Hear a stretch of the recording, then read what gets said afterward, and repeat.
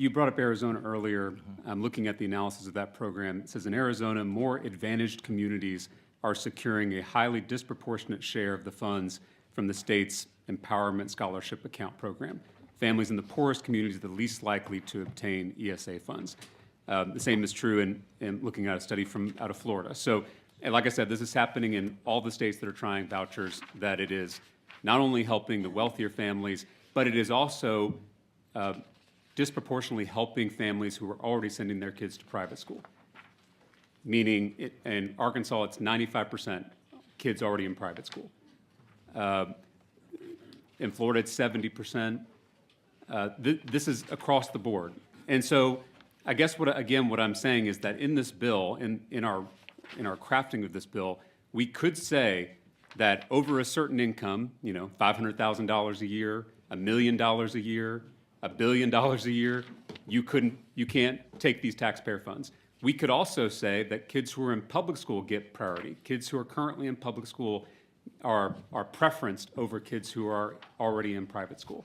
My concern is that we're going to be taking money that could go to the basic allotment. We spent all last week hearing about how the basic allotment needs to be higher, that our schools are in crisis.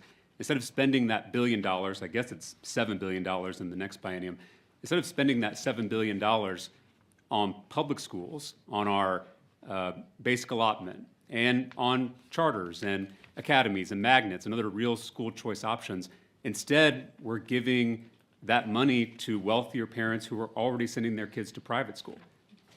And we could change that in this bill. Again, I take the rhetoric at face value. I'm just trying to align that rhetoric with what's in the bill, and I'm not seeing that. Okay. Again, every parent in Texas deserves the right to make one of the most important decisions that they have to do as a parent, to have that freedom to make a decision on behalf of where their kids are educated. You know, I just want, and the intent of the bill is just to look at kids as kids.